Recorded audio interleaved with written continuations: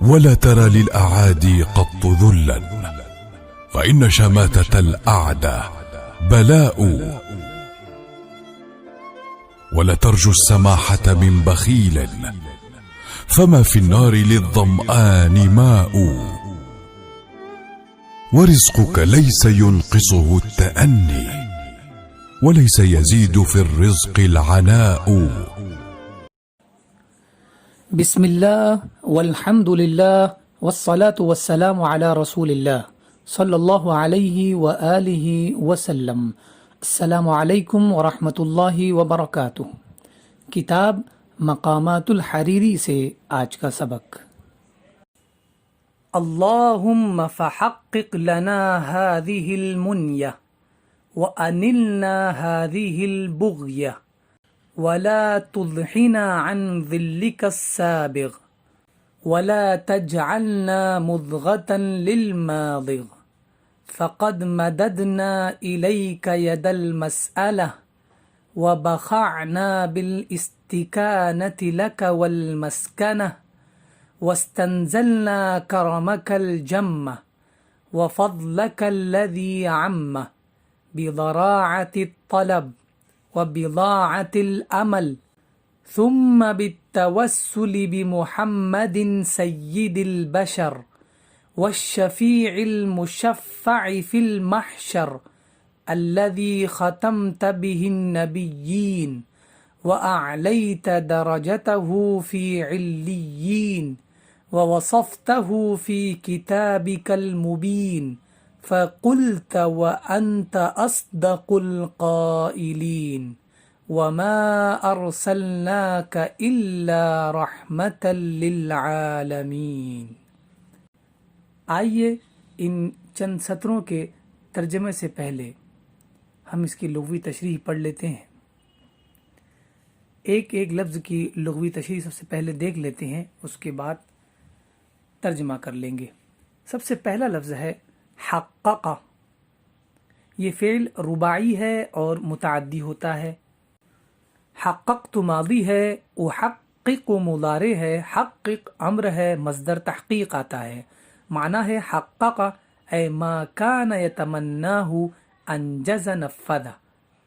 فرمایا کہ جو وہ چاہتا تھا اس نے اسے پورا کر لیا۔ تو کسی کام میں کامیاب ہو جانا اور اس کام کو نافذ کر دینا اور اس کام کو مکمل کر کے اس میں کامیاب ہو جانا، اس کے لیے لفظ تحقیق یا حقق کا استعمال ہوتا ہے۔ اگلا لفظ ہے المنیہ یا الامنیہ، دونوں لفظ استعمال ہوتے ہیں۔ اس کی جمع آتی ہے منا، اس کا معنی ہے آرزو۔ اگلا لفظ ہے انالا، مصدر انالا آتا ہے۔ انالا مصدر ہے اور انالا فعل ہے۔ معنی ہے انالہ الشیء اے اعطاہ ایاہ، کہ اس نے اسے کوئی چیز دے دی۔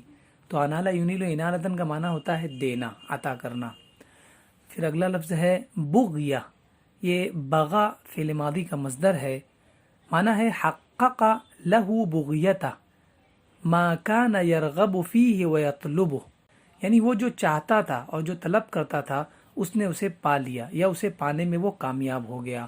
تو بغیہ کا معنی ہے القصد الامنیہ المطلب، یعنی مقصد، مطلب اور آرزو۔ اگلا لفظ ہے اضحیٰ، یہ باب افعال سے ہے۔ اضحیٰ ماضی ہے، یضحی مضارع آتا ہے۔ معنی ہے اضحیٰ عنہ اے بعد، یعنی وہ اس سے دور ہو گیا۔ اضحیٰ الشیء یقال فی الدعاء، دعا میں بھی کہا جاتا ہے لا اضحى اللہ لنا ظلک، یعنی اللہ تبارک و تعالی تیرے سائے سے ہمیں دور نہ رکھے۔ اے لا اہلکک، یعنی تمہیں ہلاک نہ کرے، یعنی کسی چیز کا دور ہو جانا۔ یہاں پر جیسے مثال کے طور پر دیا ہے لا اضحى اللہ لنا ظلک، یعنی تیرے سائے کا دور نہ ہونا، یعنی اللہ تعالیٰ نہ کرے کہ تیرا سایہ ہم سے دور ہو جائے۔ تو یہ کسی چیز کے دور کرنے کو یہ جو ہے اضحیٰ عن صلہ کے ساتھ بھی آتا ہے اور بغیر صلہ کے بھی آتا ہے۔ اگلا لفظ ہے الظل۔ ظل کا معنی کیا ہے؟ عتمۃ تغشى مکانا حجب عنہ اشعۃ ضوئیۃ حاجز غیر شفاف۔ فرمایا کہ ایک مکان ہے کہ جو بالکل پیک ہے، بند ہے اور جس میں روشنی نہیں پہنچ سکتی ہو، تو اس میں جب تھوڑی سی روشنی پہنچتی ہے تو اس وقت جو اندر منظر ہوتا ہے اسی منظر کو ظل کہتے ہیں، یعنی سایہ۔ اس کی جمع ظلال آتی ہے اور اظلال آتی ہے۔ قرآن مجید میں لفظ استعمال ہوا جمع کی صورت میں۔ اللہ تبارک و تعالی ارشاد فرماتا ہے ان المتقین فی ظلال وعیون۔ اگلا لفظ ہے سابغ، یہ اسم ہے، معنی ہے طویل وافن، یعنی کسی چیز کا لمبا ہونا اور زیادہ ہونا۔ قرآن مجید میں اللہ تبارک و تعالی ارشاد فرماتا ہے ان اعمل سابغات وقدر فی السرد وَاعْمَلُوا صَالِحًا إِنِّي بِمَا تَعْمَلُونَ بَصِيرٌ، کہ کشادہ زرہیں بناؤ اور بنانے میں اندازے کا لحاظ رکھو اور تم سب نیکی کرو، بے شک میں تمہارے کام دیکھ رہا ہوں۔ تو یہاں لفظ سابغات جو ہے اس کا معنی ہے کشادہ زرہیں، تو کشادہ سے مراد وہی لمبی طویل۔ اب اگلا لفظ ہے المضغہ۔ مضغہ کا لفظ ہے، اس کا معنی ہے القطعۃ التي تمضغ من لحم وغیرہ، یعنی گوشت یا کسی اور چیز کا ٹکڑا جو چبایا جائے، اس ٹکڑے کو مضغہ کہتے ہیں۔ یعنی وہ بھی کوئی بھی ٹکڑا، چاہے گوشت کا ہو یا روٹی کا ہو، جب وہ چبایا جائے تو اسے مضغہ کہتے ہیں، جمع مضغ آتی ہے۔ قرآن مجید میں لفظ استعمال ہوا، اللہ تبارک و تعالی ارشاد فرماتا ہے فَخَلَقْنَا الْعَلَقَةَ مُضْغَةً فَخَلَقْنَا الْمُضْغَةَ عِظَامًا، پھر ہم نے اس پانی کی بوند کو جمع ہوا خون بنا دیا، پھر جمے ہوئے خون کو گوشت کی بوٹی بنا دیا، پھر گوشت کی بوٹی کو ہڈیاں بنا دیا۔ اگلا لفظ ہے ماضغ، یعنی یہ مضغہ جو ہے اسی سے اس میں فاعل ماضغ بنا ہے، فاعل من مضغ، یعنی فعل مضغہ کا یہ اس میں فاعل ہے، جس کا معنی ہے چبانے والا۔ اگلا لفظ ہے مدہ۔ مدہ ماضی ہے یا مد مضارع ہے، مدن مصدر آتا ہے، اور اس کا معنی ہے مد الشیء اے بسطہ اے مد یدہ، کہ اس نے کسی چیز کو بچھا دیا یا اس نے ہاتھ کو پھیلا دیا، یہ اس کا معنی ہے۔ مدہ کا معنی ہوتا ہے پھیلانا۔ اللہ تبارک و تعالی ارشاد فرماتا ہے قرآن مجید میں اللہ یستہزئ بہم ویمدہم فی طغیانہم یعمہون، اللہ ان کی ہنسی مذاق کا انہیں بدلہ دے گا اور ابھی وہ انہیں مہلت دے رہا ہے کہ یہ اپنی سرکشی میں بھٹکتے رہیں، یعنی جو وہ برائیاں کر رہے ہیں، جو گناہ کر رہے ہیں، اللہ تبارک و تعالیٰ اس گناہ کی مدت اور ڈیوریشن کو بڑھا دیا ہے۔ مد کا مطلب یہاں پر کیا ہے؟ بڑھا دیا ہے، پھیلا دیا ہے، اور اسی کو ہم اپنے لفظ میں مہلت کہہ سکتے ہیں۔ اگلا لفظ ہے بخع۔ بخع لہو بخع بخعا و بخوعا و بخاعتا، بخع فعل ہے اور بخعا و بخوعا و بخاعتا یہ مصادر ہے، معنی ہے تضلل له و اطاع و اقر، یعنی وہ کسی شخص کے لیے بہت حد تک گر گیا اور اس کی اطاعت کی اور اس کی ہر چیز کو اس نے اقرار کر لیا، ٹھیک ہے۔ بخع نفسہ، دوسرا معنی ہے قتلها غیظا او غما، کہ اس نے اپنے آپ کو غم اور غصے کی بنیاد پر قتل کر لیا۔ قرآن مجید میں لفظ استعمال ہوا، اللہ تبارک و تعالی ارشاد فرماتا ہے فَلَعَلَّكَ بَاخِعٌ نَفْسَكَ عَلَىٰ آثَارِهِمْ إِن لَّمْ يُؤْمِنُوا بِهَذَا الْحَدِيثِ أَسَفًا، اگر وہ اس بات پر ایمان نہ لائیں تو ہو سکتا ہے کہ تم ان کے پیچھے غم کے مارے اپنی جان کو ختم کر دو، یعنی اپنے آپ کو قتل کر لو۔ تو بخع نفس کے ساتھ اگر آئے تو اس کا معنی ہوتا ہے خود کو قتل کر دینا غم اور غصے کی وجہ سے۔ اگلا لفظ ہے استکانہ، یہ فعل سداسی ہے اور لازم ہے۔ استکانہ ماضی ہے، یستکین و مضارع ہے، مصدر استکانہ آتا ہے، معنی ہے استکان الرجل اے خضع ذلہ، یعنی ایک شخص جو ہے کسی شخص کے لیے کمتر ہو جائے اور اس کے لیے جھک جائے، تو یہ لفظ استعمال ہوگا استکانہ۔ اگلا لفظ ہے مسکنہ، یعیش فی مسکنۃ اے فی ظل فی مہانۃ و ضعف، یعنی وہ غریبی میں جی رہا ہے، یعنی ذلت میں جی رہا ہے اور کمزوری میں جی رہا ہے، اہانت میں جی رہا ہے۔ تو مسکنہ کا مطلب یہ ساری چیزیں ہوتی ہے، غریبی، ذلت، اہانت، کمزوری۔ قرآن مجید میں لفظ استعمال ہوا، اللہ تبارک و تعالی ارشاد فرماتا ہے وَضُرِبَتْ عَلَيْهِمُ الذِّلَّةُ وَالْمَسْكَنَةُ۔ اگلا لفظ ہے استنزلہ، استنزلہ فلانا اے طلب نزولہ، کہ اس نے فلاں سے نیچے اترنے کی گزارش کی، یعنی کسی چیز کو یا کسی شخص کو نیچے اتارنے کو یا نیچے اتارنا چاہنے کو استنزال کہتے ہیں۔ اس کے بعد اگلا لفظ ہے الجم۔ جم الکثیر من کل شیء، جم کا معنی ہے کسی بھی چیز کا بڑا حصہ، بہت زیادہ۔ الجم من الشیء معدمہ، یعنی کسی چیز کا بڑا حصہ، اس کا دوسرا معنی ہے، یعنی تقریباً دونوں ایک ہی معنی ہے۔ اس کی جمع آتی ہے جمام و جموم۔ قرآن مجید میں لفظ استعمال ہوا، اللہ تبارک و تعالیٰ ارشاد فرماتا ہے وَتُحِبُّونَ الْمَالَ حُبًّا جَمًّا، یعنی تم مال کو بہت زیادہ چاہتے ہو۔ دوسرا لفظ ہے عمہ، یہ ماضی ہے، یا عم مضارع آتا ہے، عموماً یہ مصدر ہے۔ معنی ہے عم الشیء اے شمل انتشر، یعنی کوئی چیز جو ہے وہ پھیل گئی۔ اسی سے ایک مثال دیا عم السرور، یعنی خوشی کی لہر پھیل گئی، دوڑ گئی۔ تو پھیلنے کے معنی کو عمہ یا عمو کہتے ہیں، پھیل جانا، عام ہو جانا۔ اگلا لفظ ہے ضراع، یہ مصدر ضراع فعل کا ہے، معنی ہے ضراعۃ جسم اے نحافتہ و ضعفہ، یعنی کسی جسم کی کمزوری اور اس کا دبلا پن۔ دوسرا معنی بتا رہے ہیں رفع اکف الضراع الی السماء، یعنی اس نے کمزوری کے ہاتھ کو آسمان کی طرف، کمزوری کی ہتھیلی کو آسمان کی طرف اس نے بلند کیا۔ معنی ہے التوسل الخشوع، یعنی اس نے اللہ کی بارگاہ میں توسل کیا اور خشوع سے کام لیا۔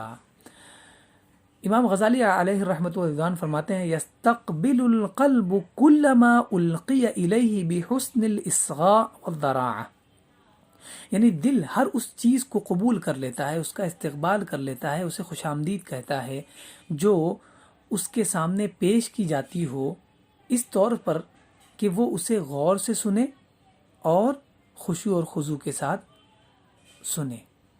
اس صورت میں دل اس چیز کو قبول کر لیتا ہے۔ یہاں پر بتانا مقصد ذراعت کا معنی بتانا مقصد ہے۔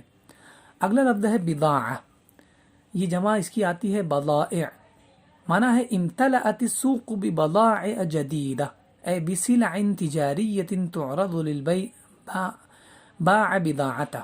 فرمایا کہ یہاں اس کا معنی یہ ہے کہ بازار جو ہے نئے مال سے بھر گیا، بسلع تجاریۃ یعنی تجارتی مال، گوڈز سے کیا ہے بھر گیا، تعرض للبیع یہ تجارتی مال جو ہے بیچنے کے لیے پیش کیے جاتے ہیں۔ پھر دوسرا جملہ ہے باع بضاعتہ کہ اس نے اپنے مال کو بیچ دیا، یعنی تجارتی مال کو بیچ دیا۔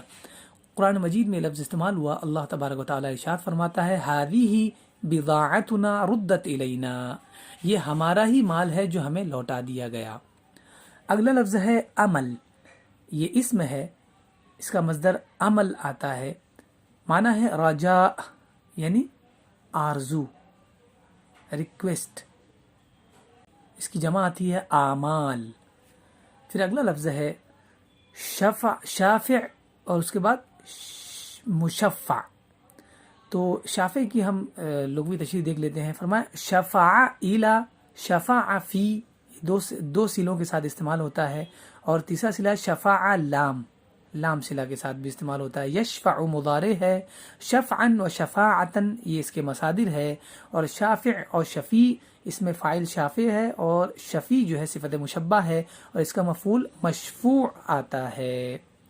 معنی ہے شفع لفلان سأل له العفو والتجاوز عن ذنبه، کہ اس نے فلاں کے لیے معافی چاہی اور اس کے درگزر کے لیے اس نے سوال کیا، یعنی کوئی ایک شخص جس نے گناہ کیا اس کے لیے ایک دوسرا شخص جو ہے جس کا اس نے گناہ کیا اس کے سامنے کھڑے ہو کر اس کی معافی کا طلبگار ہو گیا۔ کان لہو شفیعا، وہ اس کا شفیع بن گیا یعنی سفارشی بن گیا۔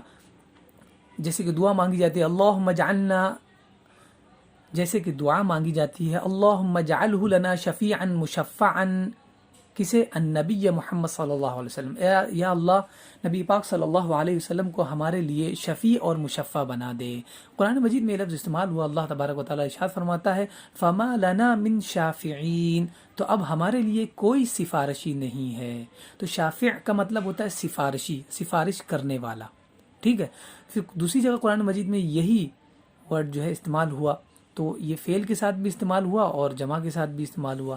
فرمایا فَهَلْ لَنَا مِن شُفَعَاءَ فَيَشْفَعُوا لَنَا، تو ہیں کوئی ہمارے سفارشی جو ہماری شفاعت کر دیں، ٹھیک ہے۔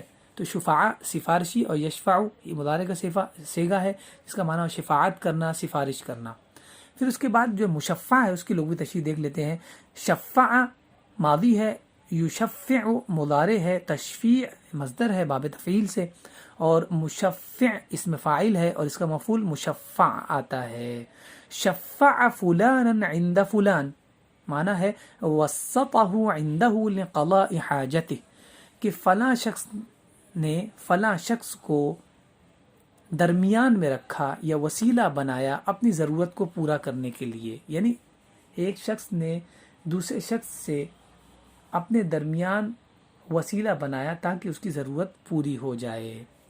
اب آئیے یہ جو دونوں لفظ ہے شافع اور مشفع، اس کی تشریح ہم دیکھ لیتے ہیں اور ان دونوں کے درمیان فرق بھی دیکھ لیتے ہیں۔ تو حدیث شریف میں یہ لفظ استعمال ہوا، اللہ کے رسول صلی اللہ علیہ وآلہ وسلم ارشاد فرماتے ہیں، حضرت ابو ہریرہ رضی اللہ تعالی عنہ سے مروی ہے، انا اول من تنشق عنہ الارض واول شافع واول مشفع۔ فرمایا انا اول من تنشق عنہ الارض، اس کی تشریح میں فرماتے ہیں ای انہ اول المحشورین من الناس ثم یحشر الناس علی اثرہ، کہ آپ صلی اللہ علیہ وسلم فرماتے ہیں کہ میں وہ شخص ہوں جو بروز قیامت لوگوں میں سب سے پہلے اپنی قبر سے اٹھوں گا، اور اس کے بعد لوگ آپ کے ہی نقش قدم پر اٹھتے چلے جائیں گے، آپ کے بعد اٹھتے چلے جائیں گے۔ اور اس کے بعد فرمایا وَأَوَّلُ شَافِعٍ وَأَوَّلُ مُشَفَّعٍ، اس کی تشریح میں فرماتے ہیں اے هو اول من يسمح له بالشفاعة للناس، یعنی آپ ہی کی ذات وہ ذات ہوگی جو شافع ہوگی، یعنی کیا، جو لوگ جنہیں اجازت دی جائے گی کہ وہ لوگوں کی سفارش کریں اور شفاعت کرائیں۔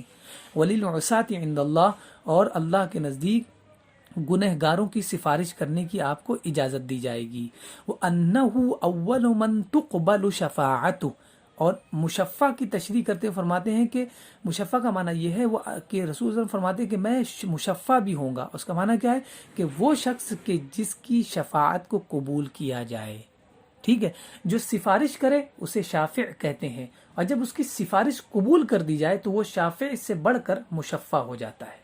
تو نبی پاک صلی اللہ علیہ وسلم ہماری شفاعت کرنے والے ہیں، سفارش کرنے والے ہیں اللہ کی بارگاہ میں، لہٰذا وہ ہمارے لیے شافع ہیں، اور ہمیں اس بات کا یقین ہے کہ آپ کی سفارش کو قبول بھی کیا جائے گا بارگاہ خداوندی میں، لہٰذا آپ ہمارے لیے مشفع بھی ہے۔ اور خود نبی پاک صلی اللہ علیہ وسلم نے حدیث میں فرمایا کہ انا اول شافعین و اول مشفع، یعنی اس سے پتہ چلتا ہے کہ حضور صلی اللہ علیہ وسلم کے علاوہ بھی لوگ شفاعت کرنے والے ہوں گے اور مشفع بھی ہوں گے، لیکن حضور کو یہ اولیت اور فوقیت حاصل ہے کہ سب سے پہلے آپ شافع ہوں گے اور مشفع ہوں گے، اس کے بعد جو بچہ انتقال کر گیا ہو وہ اپنے ماں باپ کی جو ہے سفارش کرے گا اور ان کی شفاعت کرائے گا، اسی طرح وہ بچہ جو نیک و صالح ہو، عالم دین ہو اور نصوص قرآنیہ کو یاد کرنے والا ہو، اس طرح سے درجہ بدرجہ جو سفارش کروائیں گے۔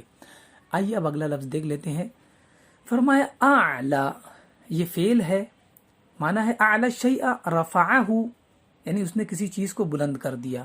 مثال کے طور پر بنى القلعة فأعلاها، کہ اس نے قلعہ کو تعمیر کیا پھر اسے بلند کر دیا، یعنی بہت بلند قلعہ تعمیر کیا۔ اس کا دوسرا معنی ہے اعلی رفعہ وجعلہ عالیا، اس نے اس کو بلند کر دیا اور بلند بنایا، معنی ہے اعلی مقامہ، اس نے اس کے مقام کو بلند کر دیا۔ اب دوسرا لفظ ہے اعلی، یہ اسم ہے، پہلا والا اعلی وہ فعل تھا، اب یہ اسم ہے، اس کا معنی ہے اعلی اے اکثر علوا و ارتفاعا، اعلی یہ ایسا اسم ہے جس کا معنی ہے جو بہت زیادہ بلند ہو اور مرتفع ہو، اسے اعلی کہتے ہیں۔ اس کے بعد اعلی کا دوسرا معنی دیا واقع فی الجہۃ العلیا فوق غیرہ، یعنی دوسروں کی بنسبت وہ جو ہے بہت بلند سمت میں واقع ہو تو اسے اعلیٰ کہتے ہیں. اس کی جمع آتی ہے علا اور اس کی مؤنث آتی ہے علیا. اس کے بعد دوسرا لفظ آگے ہم دوسرا لفظ دیکھ لیتے ہیں. فرمایا علیون. علیون یہ علی کی جمع ہے. اس کا معنی ہے اسم لأعلی الجنہ، یعنی جنت کے اعلیٰ درجے کا نام علی ہے، اسی کی جمع علیون آتی ہے. اور فرمایا او موضع فی السماء السابعۃ تصعد الیہ ارواح المؤمنین، یا ساتویں آسمان پر ایک جگہ ہے جہاں پر مومنین کی روح پرواز کر دی جائے گی اور وہاں پہنچے گی، اس جگہ کو بھی علی کہتے ہیں. یعرب اعراب جمع مذکر سالم، جو جمع مذکر سالم کا اعراب ہے وہی علیون کا بھی اعراب ہوگا. اگلا لفظ ہے وصفہ. یہ فعل ثلاثی ہے، لازم ہے اور کسی حرف کے لگانے سے متعدی بھی ہو جاتا ہے. وصف تو ماضی ہے، اصف و مضارع ہے، اور صف یہ امر ہے. اس کا مصدر وصف و صفت دونوں آتا ہے. معنی ہے وصف الطبیعت اے نعتها بما فیها، یعنی اس نے طبیعت کی تعریف کی، یعنی جو اس میں تھا اس کی تعریف کی. وصفہ بالشجاعہ، اس نے اس کی شجاعت کی تعریف کی، یعنی اس کی شجاعت کا بیان کیا، اس کا اظہار کیا. عجز ان یصف شعورہ، کہ وہ اس کے شعور اور احساسات کو بیان کرنے سے عاجز رہ گیا، تو اس کا معنی ہوتا ہے بیان کرنا. اگلا لفظ ہے ابانا. یہ فعل رباعی ہے اور لازم اور متعدی دونوں ہوتا ہے. ابن تو ماضی ہے، ابین مضارع ہے، ابن امر ہے، مصدر ابانا آتا ہے. معنی ہے ابان القمر وسط الغمام، یعنی کالے بادلوں کے درمیان چاند جو ہے ظہر اتضح، ظاہر ہوا، واضح ہوا، یعنی چاند نمودار ہوا. ابان الکاتب افصح عما یرید، یعنی لیکھک نے جو چاہتا تھا اسے بیان کیا. اسی سے اس میں فاعل مبین آتا ہے، یعنی بیان کرنے والا، ظاہر، واضح.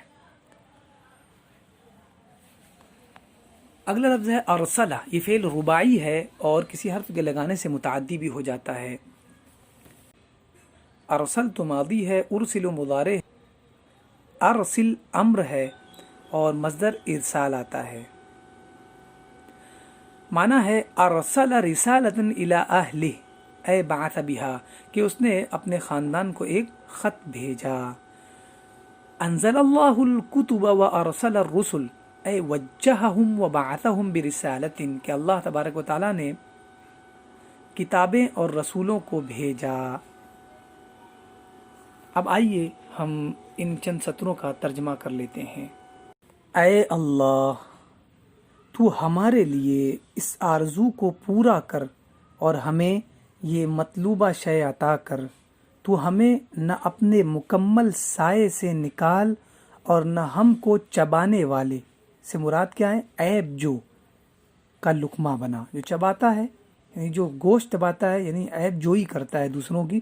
تو جو عیب جوئی کرتا ہے، جیسا کہ حضور صلی اللہ علیہ وسلم نے فرمایا کہ جو دوسروں کی عیب جوئی کرتا ہے گویا اپنے ہی بھائی کا گوشت کھاتا ہے. تو یہاں پر اسی سے کنایہ کرتے ہوئے کہا ماضغ، جس کا معنی ہوتا ہے مغتاب، یعنی غیبت کرنے والا. تو فرمایا اور نہ ہم کو چبانے والے عیب جو کا لقمہ بنا، اس لیے کہ ہم نے تیرے سامنے دستے سوال دراز کر دیا ہے.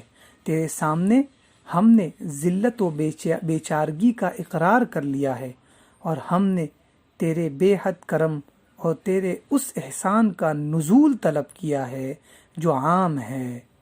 درخواست کی عاجزی اور امید کے سرمائے کے ساتھ. پھر جناب محمد صلی اللہ علیہ وسلم کی وساطت سے،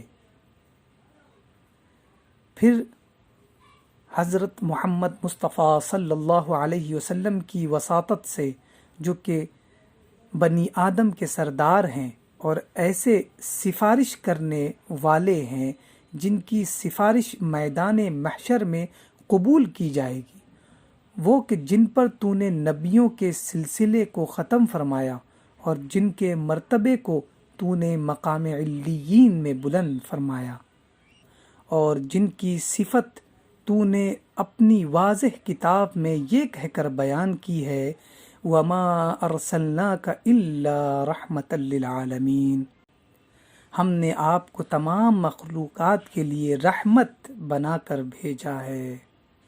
اور حقیقت تو یہ ہے کہ تو سب سے زیادہ صادق القول ہے، سچ کہنے والا ہے۔